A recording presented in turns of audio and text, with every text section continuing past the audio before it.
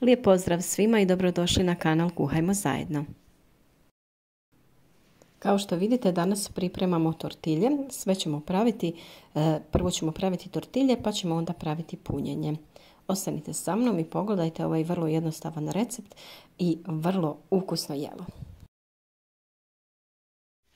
Imamo ovdje 500 g brašna, jedan prašak za pecivo, jednu malu haškicu soli, 250 ml tople vode i rastopit ćemo 50 g maslaca.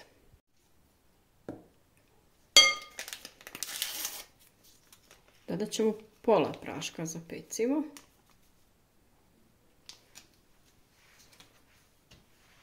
I izmiješati. Rastopili smo maslac i dodajemo njega sa mlakom vodom.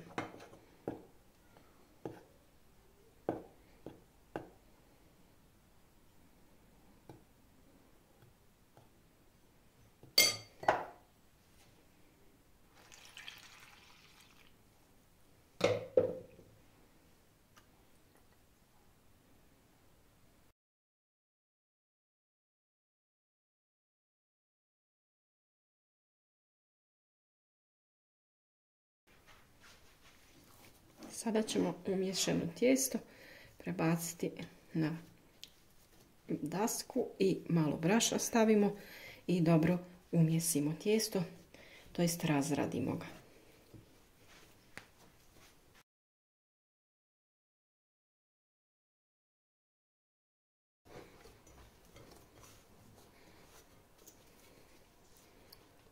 Vidite kako je lijepo mekano i sada to tijesto ostavljamo sa strane da malo odmori dok pripremamo fil, to jest punjenje za naše tortilje.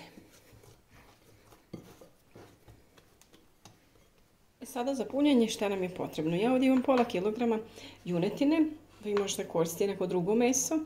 Imamo ovdje crveni luk, bijeli luk i mrkva, paprika i cherry paradajz, zato što njih imam spremljene zaleđene preko zime. Imamo tu malo i korijena celera. Količinu određujete sami, više mesa, malo manje povrća da bi nam bio lijep fil, da nam ne bi bio previše tečan. Prvo što ćemo uraditi, dodali smo malo ulja da prekrije dno i stavit ćemo bijeli i crveni luk da se dinstaju, a da bi ublažili miris tokom kuhanja dodat ćemo sasvim malo vode.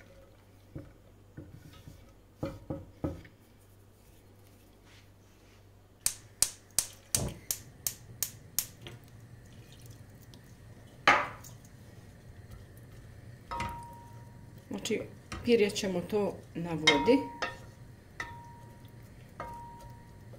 dok ne bude lijepo onako staklost i mekan.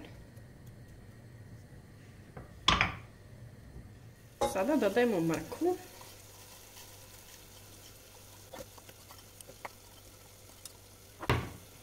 i ovaj celer.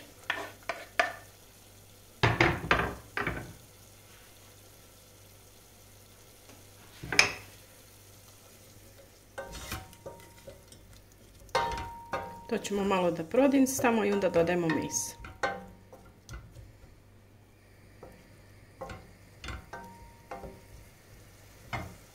Sada dodajemo meso.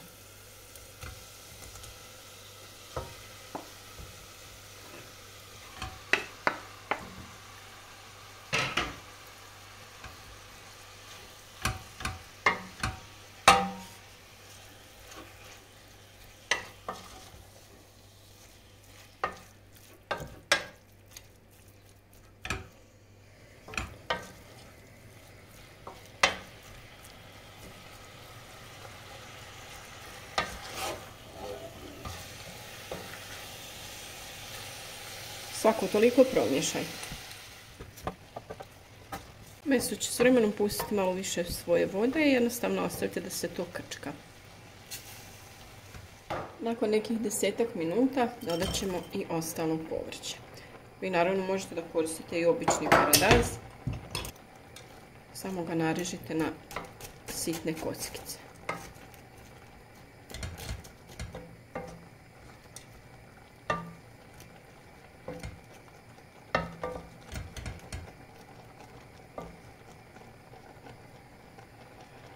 Sada ćemo da dodamo malo vegete, vi možete da koristite i sol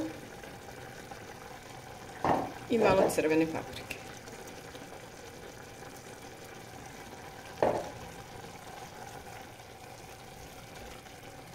Ovu su vodu je pustilo meso i povrće, nisam ništa dodavala.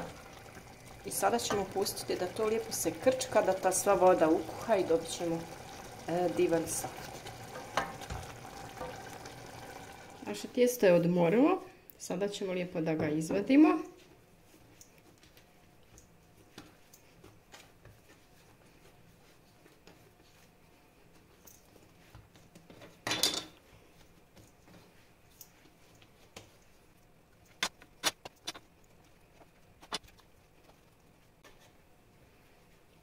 Podijelili smo ga na 8 dijelova.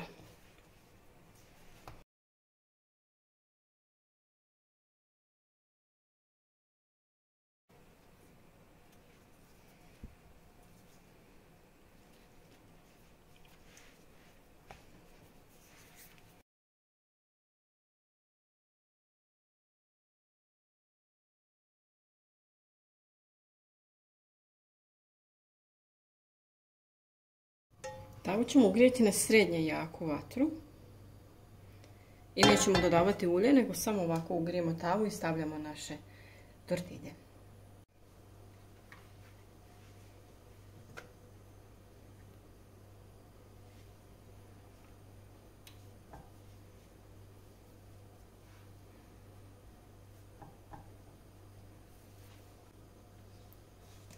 Pečemo sa jedne strane 1 minutu i onda okrenemo.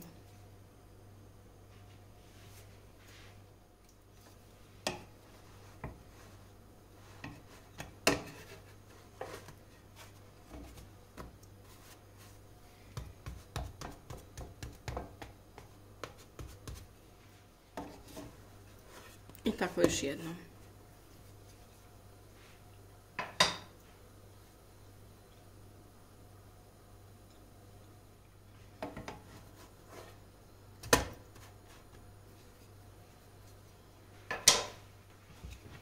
Znači ukupno 4 puta okrenete, na svakoj strani pečete 2 puta po 1 minutu i tortilja je spremna. Dok ih pečete, pokrivajte ih ovako sa folijom, tako da vam ostane mekane i tople. Evo vidite kako su divno mekane i onako ne pucaju dok se savijaju, a vi debljinu određujete sami tako što ih tanje razvaljate. I sada je došlo vrijeme da napunimo naše tortilje, znači stavljamo ovo meso sa povrćem koje smo pripremili i mi još volimo da stavimo rižu, naravno rendani sir gauda koja se lijepo topi kada se stavi u ove tople sastojke i malo zelene salate. I to je to. Naravno vi možete da dodate još neki umak koji volite, možete stavljati neke ljute umake, možete umake na bazi vrhnja i naravno na tom dijelu prepuštam vama na izbor po ukusu šta volite da dodajete. Također možete da dodajete različito svježe povrće, ali pošto sad nije sezona, ja ne volim da koristim nešto što nije u sezoni trenutno. Samo to dobro sve zamotajte da vam se vaša tortilja ne bi raspala.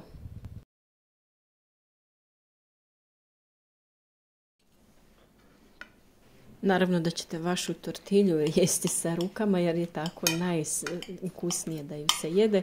Ja sam evo prepolila tek toliko da vidite kako to unutra izgleda.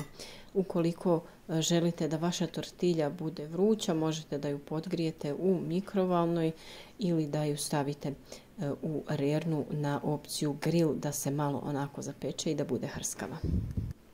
Nije previše puno posla, naravno vi možete da koristite i kupovne tortilje, ali evo sada imate recept za lijepe domaće i nadam se da vam se sviđa i da ćete isprobati.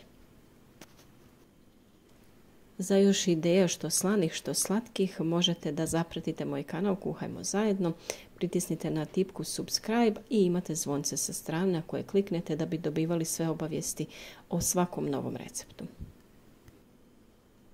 Ovo je jedna vrlo jednostavna ideja, možete da ju prilagodite sebi i svom ukusu kao i većinu jela koje smo sa vama podijelili.